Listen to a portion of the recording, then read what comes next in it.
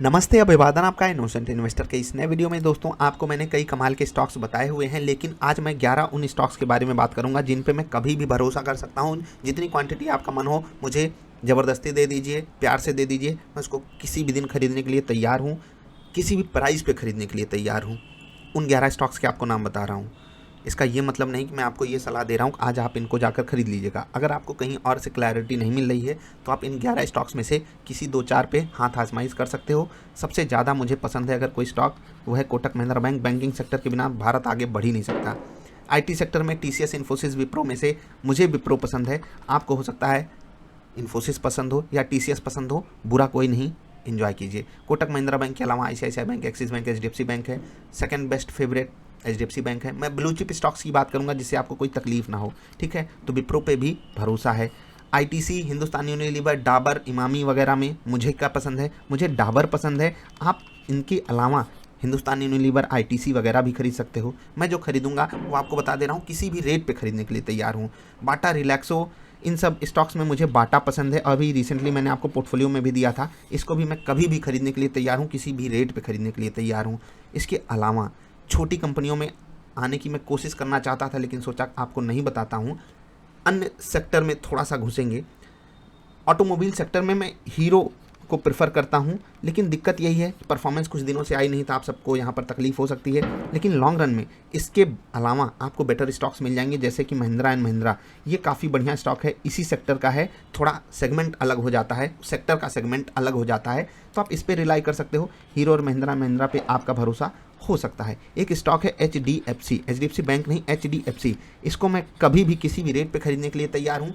कारण आप जानते हो कि बहुत ही डाइवर्सिफाइड है, इसको आपको ज़रूर लेना चाहिए, ठीक है। ये हो गई नॉर्मल सी बात। अब इसके अलावा और कुछ स्टॉक्स हैं जो बहुत अच्छे हैं, जैसे कि पिडिलाइट हो गया, नेस्ले हो गया। ये सब थोड़े प्राइस में महंगे हो जाते हैं। डीमार्ट हो गया, जुबिलियंट फूड हो गया, ये सब प्राइस में थोड़े महंगे हो जाते हैं, इसलिए मैं अभी आपको नहीं दे रहा हूँ, लेकिन उनको भी मैं खरीद सकता हूँ। छोटे स्टॉक्स में आ जाइए आप। बर्गर किंग हो गया, बेक्टर फूड हो गया, ये भी काफ़ी अच्छे स्टॉक्स हैं, आपको लेना चाहिए।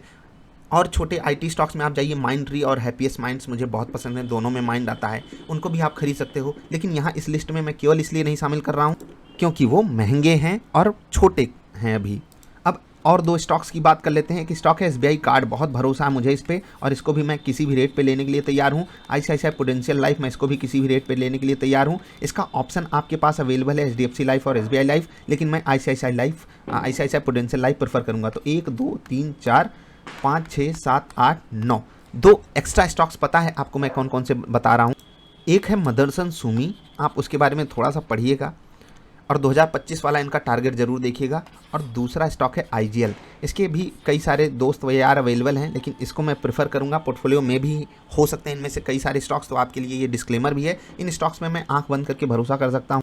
याद रखिएगा, हीरो और महिंद्रा, ये दोनों ही स्टॉक्स आपको लेने पड़ेंगे अगर आप मेरी 11 पिक्स में जाते हो। इन दोनों में से कोई एक भी सेलेक्ट करोगे तो कोई दिक्कत नहीं है। चाहे आप 10 का पोर्टफोलियो बनाइए, चाहे आप 11 का पोर्टफोलियो बनाइए, इन स्टॉक्स पे मुझे कभी भी किसी भी वक्त भरोसा है। आज की डेट में कोई मुझे पोर्टफोलियो बनाने को बोले, मैं इनको डाल दूंगा। लेकिन क्योंकि ये बेस्ट पॉसिबल प्राइस पे अभी अवेलेबल नहीं है, जहां पर रिस्क रिवार्ड रेशियो हमारे फेवर में हो, इसी कारण मैंने इनको सेलेक्ट नहीं किया है अपने दिवाली पोर्टफोलियो में। इनके अलावा कुछ स्टॉक्स को सेलेक्ट किया है। आई होप आपको वहां पर बेटर एडवांटेजेस मिलेंगे, और जैसे जैसे आपको वहाँ पर प्रॉफिट होता जाए, आप धीरे धीरे करके शिफ्ट होते जाइएगा। हमारी एक्सपेक्टेशन वहाँ पर बेटर प्रॉफिट्स की है। बाजार है, किसी को भी गलत सही प्रूफ करती रहती है। ये स्टॉक्स पीछे परफॉर्म तो किए ही हैं, आगे भी करते रहेंगे। तो जिनके पास कोई क्लैरिटी नहीं थी, उनको मैंने क्लैरिटी देने की कोशिश की। आपकी अपनी इंडिविजुअल चॉइस होगी। फाइनेंशियल एडवाइजर से सलाह लीजिएगा।